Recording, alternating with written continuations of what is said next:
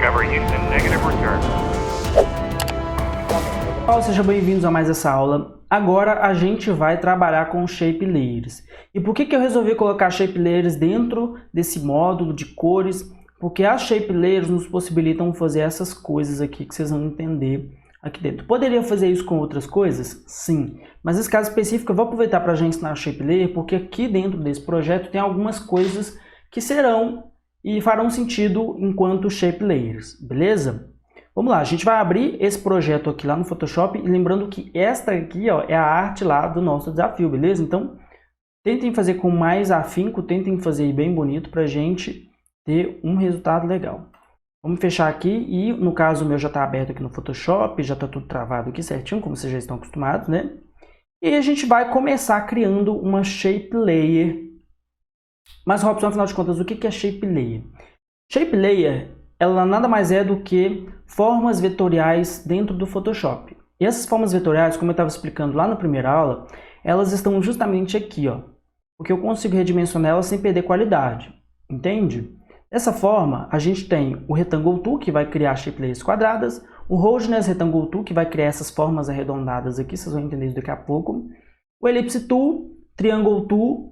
O Ellipse Tool ele faz o arredondado, né? Faz bolinhas, círculos e elipses.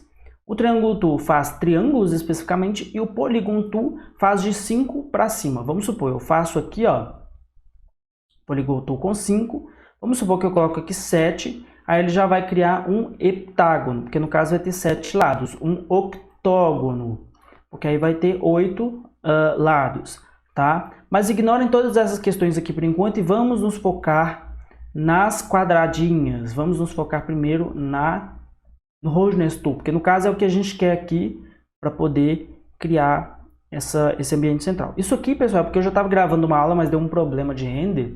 Então as linhas guia já estão aqui, mas vocês já sabem o que é linha guia, já sabem colocar, então tá tranquilo, beleza? Vamos aqui, ó, criar o nosso primeiro Roughness Tool. Ok? Seguindo as nossas linhas guias para poder respeitar o tamanho do nosso objeto. E a gente cria aqui, tá? Um Rectangle, no caso um Roughness Tool. Sempre que a gente cria o Roughness Tool, diferente do Rectangle Tool, ele dá pra gente essa possibilidade aqui, ó, de você fazer, tá vendo? O arredondamento através dessa bolinha. É só mover essa bolinha. E uma coisa que vocês podem observar é que alguns dos objetos, quando eles são criados, eles nos dão as properties aqui, as properties, na verdade. Aqui do lado direito que aparece pra gente. Tá vendo? Se não aparecer pra você, é só vir em Windows e aqui embaixo você clica em Properties, tá? Propriedades, beleza? E nesse caso é porque é o seguinte, aqui você consegue fazer alguns controles. Nesse caso, a gente faz o Roughness manualmente, mas você também consegue fazer ele de forma automatizada aqui. Qualquer número que eu colocar aqui vai ser aplicado para os 4. Caso eu não queira que isso seja aplicado para os 4, é só eu tirar esse link aqui, tá bom? Beleza. Agora, a gente também é agraciado com um novo painel aqui em cima. Quando a gente clicou aqui para criar a nossa ferramenta, ou simplesmente do fato de clicar aqui, o nosso painel já muda. Isso por quê? Agora a gente tem aqui um Fill e um Stroke. O que é Fill? Fill é preenchimento. Então sempre que eu falar preenchimento, Fill é a mesma coisa. Assim como a gente tem um Fill aqui também, mas aí já é uma outra jurisdição, tá? Vocês vão entender melhor ainda. E aqui a gente tem também o Stroke, que seria a borda. Então Fill preenchimento, Stroke borda, bem tranquilo. Beleza? Nesse caso, a gente pode mudar a cor tanto de um quanto do outro separadamente. Aqui a gente vai colocar na cor branca. Na verdade ele já está branco, né? A gente não está vendo ele porque na verdade ele está atrás da nossa camada de referência aqui. E a gente também tem o nosso Stroke. Vou aproximar aqui para vocês verem o Stroke. Eu vou tirar aqui. Vocês não vão enxergar o Stroke porque o Stroke está branco, mas deixa eu colocar o Stroke em preto aqui. Beleza, a gente criou aqui essa linha, e essa linha está pegando características de projetos anteriores meus. Dessa forma, você clicando aqui, você consegue mudar algumas características dessa borda, que no caso seria o Stroke, beleza? Primeiro de tudo, que a gente tem aqui borda reta, pontilhada ou em bolinha. Quando você chega aqui na pontilhada, fica mais fácil mostrar os outros. Por quê? Porque você tem um Caps. Caps é a finalização, por assim dizer, se é uma finalização arredondada, se é uma finalização dura ou se é uma finalização com um ponto extra, beleza? Corner seria o ângulo de 90 graus, se ele é duro, se ele é arredondado, se ele é chanfado.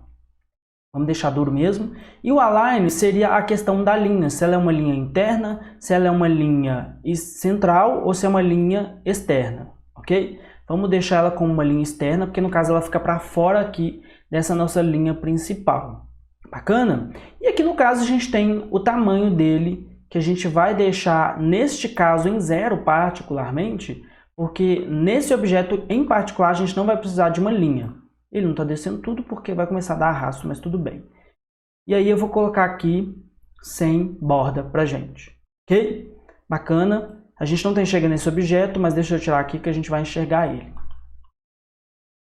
Feito isso, na verdade, eu vou colocar ele no azul claro primeiro, porque depois a gente muda a cor dele, não tem problema. O nosso objeto de desejo, que seria esse aqui, ele tem outras shape layers. No caso, ele tem 1, 2, 3, 4, 5, 6 shape layers. Vamos, no caso, fazer esse botão aqui, ó, que é o seguinte. Nesse objeto principal que a gente criou, a gente fez o fio preenchido e o stroke zerado. Vamos clicar fora aqui, criar uma nova camada e agora a gente vai criar um novo Roughness Tool aqui, ó, considerando o quê? Agora a gente vai criar ele sem o preenchimento, então o fio dele aqui vai ser 0. E o preenchimento pode ser que 5. Nesse caso, a gente vai colocar a linha reta e vamos colocar o align interno. Quando a gente tira aqui, a gente consegue ver o nosso objeto. Foi criado seguindo as características do nosso botão, tá vendo? Agora a gente vai duplicar ele para poder fazer o botão maior ali embaixo, Try Now. Que é a mesma coisa, só que aí tem uma diferençazinha. Vou mostrar para vocês aqui agora, ó. A gente junta ele aqui para ele poder se encaixar, ok? E aí, vamos aumentar aqui. Na hora que a gente aumenta, ele vem de forma proporcional. Não é isso que eu quero. Eu tenho que manter o Shift pressionado para quando eu for movimentar a minha shape layer, eu consiga fazer ela da forma como eu quero, no formato que eu preciso, tá bom? Eu poderia mexer aqui ainda, clica fora, clica dentro, para poder dar um arredondamento maior e ele seguir exatamente a diretriz certinho do nosso botão. Fizemos isso. Agora a gente tem um estilo um pouco diferente de shape layer aqui embaixo, que é o seguinte. A gente clica fora, cria uma camada. Agora a gente vai vir no Rectangle Tool e vamos criar uma shape layer aqui, porque a gente não consegue criar uma shape nessas configurações. Só que aí a gente consegue criar uma shape layer quadrada aqui, por exemplo. Nesse caso, sem a borda. A gente criou uma shape layer aqui e agora o que a gente vai fazer? Vamos só diminuir a opacidade aqui da nossa referência. Ele está pegando a opacidade de cima, mas espera aí. Diminui aqui a opacidade da nossa referência, tá? Que é só para a gente ver qual é a configuração aqui.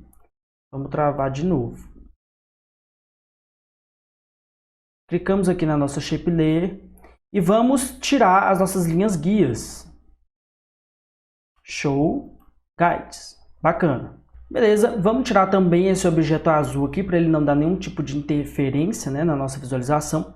E a gente vai vir aqui na Pen Tool e vamos clicar em Curvate Pen Tool.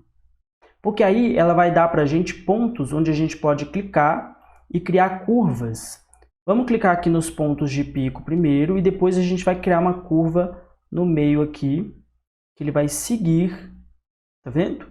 A ondulação do nosso objeto. Do lado esquerdo aqui a gente pode descer para ele manter a curva e do lado direito a mesma coisa. Beleza, a gente criou uma curva. Com o botão Ctrl pressionado, você vai movimentar os seus pontos aqui para que eles sigam a sua diretriz inicialmente criada. Você consiga repetir a curva do objeto certinho, sem nenhum estresse, tá? Porque ele serve justamente para isso. Sempre que você estiver trabalhando com shape layers e por algum acaso você vê esse símbolo aqui, significa que o Ctrl está sendo pressionado e esse símbolo significa que você consegue mexer nos pontos separadamente. Joia, criamos isso, temos essa informação de cima e agora a gente já tem os pontos aqui. Para finalizar, a gente só precisa criar essas layers aqui e eu vou fazer isso criando todos no mesmo objeto. Vocês vão perceber aqui que é uma camada nova e vamos fazer. Beleza, Criei as 3 shape layers. Essa bolinha do meio tem uma diferença, porque ela tem uma meia lua aqui. Como é que a gente resolve isso?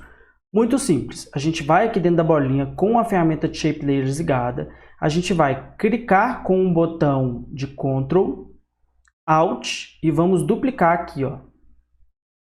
Tá vendo? A gente consegue duplicar. Pior que duplicou 3 vezes por conta do arrasto. Só um segundo. Ctrl, Alt, a gente vai duplicar. Mantém pressionado até ele chegar aqui no ponto que a gente precisa que haja o recorte. Agora a gente vai trabalhar com uma função chamada de Pathfinder. O Pathfinder, ele nada mais é do que uma ferramenta usada para mesclar ou excluir camadas. Você tem 2 camadas criadas como vetor, nesse caso shape layers. E aí o que você precisa fazer é vir aqui e colocar em Subtract from Shape. Que é nesse caso, essa layer, ela começa a fazer um recorte em volta dessa nossa outra. Se eu mover ela para qualquer lugar, ela vai fazer esse recorte, tá vendo? Então aqui eu mantendo ela no lugar de origem, ela faz um recorte seguindo a diretriz que a gente precisava. Bacana, conseguimos criar aqui, criamos as nossas bolinhas. Beleza, feito isso, agora a gente tem mais alguns detalhes importantes. O primeiro deles é o seguinte, quando a gente volta lá no nosso objeto principal, a gente percebe que ele tem uma coisa que é chamado dentro lá da questão das cores de degradê. O que é degradê? Simples. Aqui embaixo você tem um azul mais escuro, aqui em cima você tem um azul mais médio e aqui desse lado você tem uma cor mais próxima de roxo, assim como acontece com esse outro, né, daqui de cima. Mas, por incrível que pareça, a nossa imagem de cima não tem de fato um degradê. O degradê ele está só no fundo. Eu vou ensinar a vocês uma das possibilidades de criação de degradê aqui. E a primeira delas é justamente a outra eu vou ensinar lá na parte de tratamento de imagens, tá bom? Que a gente vai utilizar a ferramenta de Gradient Tool.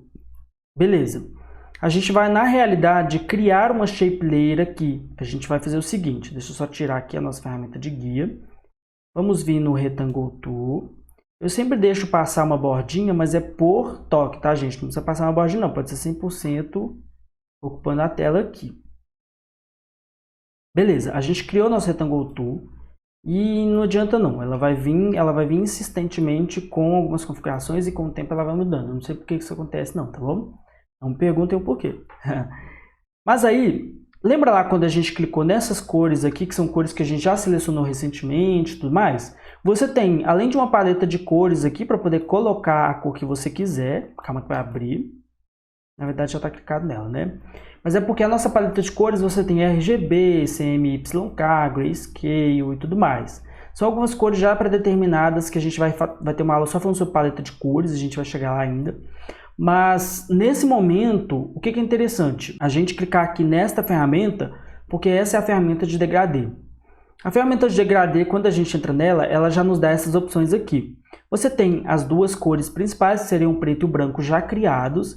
Aqui em cima você determina a posição da cor e a cor literalmente. Tá? Nesse caso, não precisa levar em consideração aquelas cores lá não. Eu só preciso que você coloque pelo menos 3 cores no seu degradê. De cores frias. Ok? Lembra? Roxo, azul e verde, entre essas cores. Eu vou criar aqui entre o roxo e o azul, um roxo qualquer, sem prestar atenção em CMYK, calma que a gente ainda vai ter aula sobre isso. Tá? Essa questão de hexadecimal. Aqui eu vou colocar em azul, um azul bonito.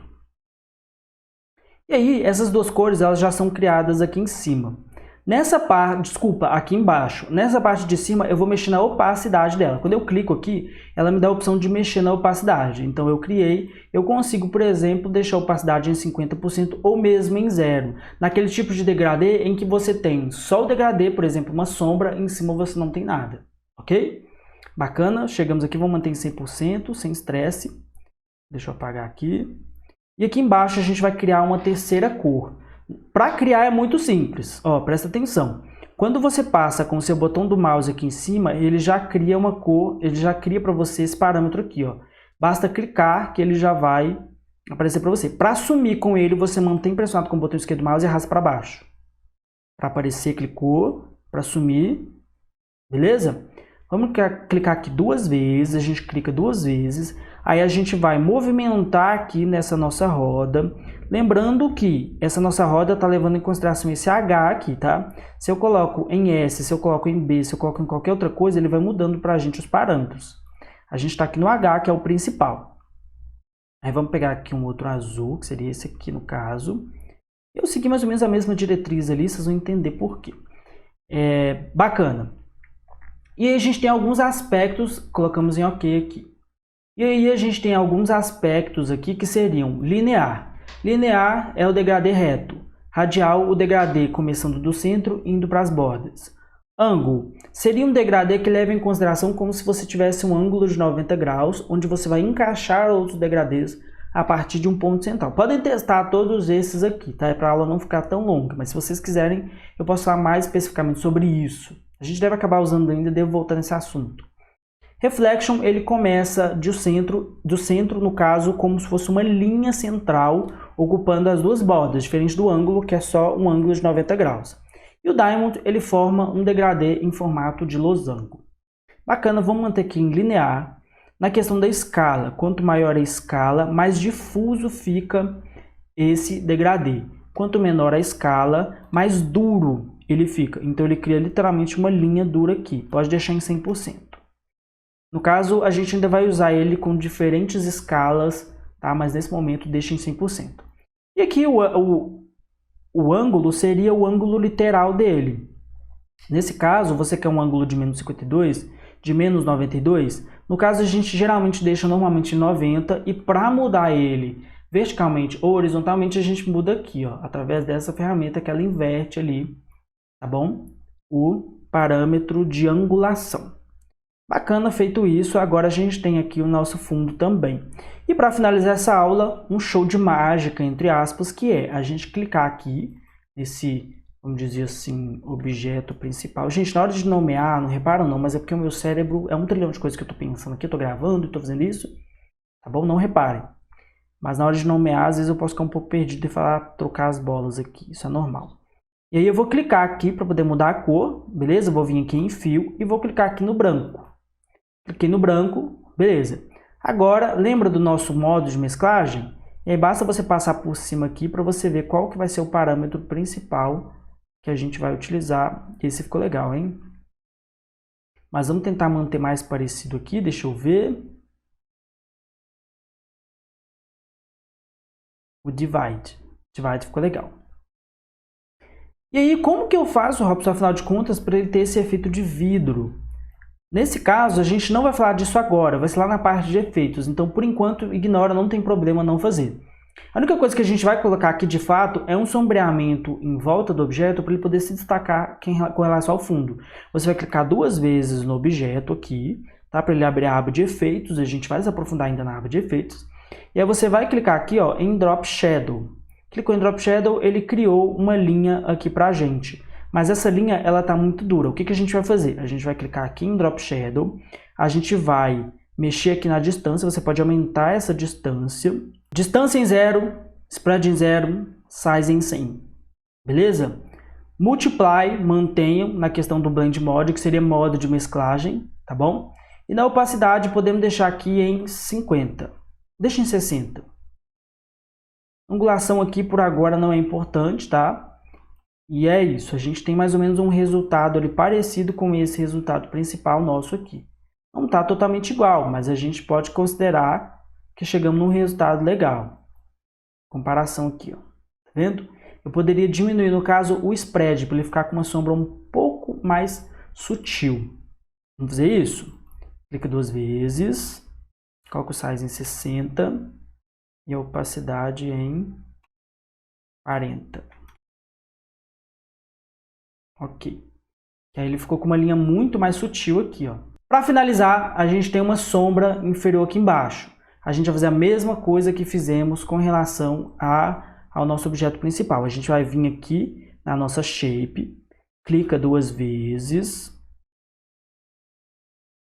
Drop Shadow. Aí nesse caso a angulação já vai ter importância, porque ela tem que vir de baixo para cima. Como é que a gente faz isso? Menos 90 aqui, tá bom? Podemos aumentar o size, coloca o size em 100. O spread pode colocar 20. E aqui nessa cor, a gente vai colocar uma cor azul aqui para ela poder combinar com o tamanho daquela nossa sombra lá. Se bem que a sombra estava maior, né, gente? Então podemos colocar em 200 no size aqui, porque aí vai ficar uma sombra bem maior. Ok? Não precisa ser exatamente igual, nem na questão das cores. Feito isso, a gente tem um objeto mais ou menos parecido com o nosso original. E, só relembrando, fiz isso aqui com vocês porque são informações novas.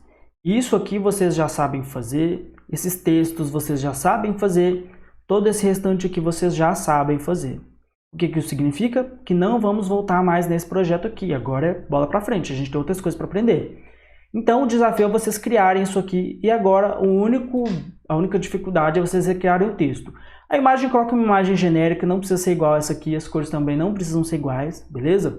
Só que eu quero esse projeto feito desse jeito, seguindo ali as nossas guias lias, as nossas linhas guias. Não se esqueçam, ok? É isso aí, muito obrigado, até a próxima aula e tchau!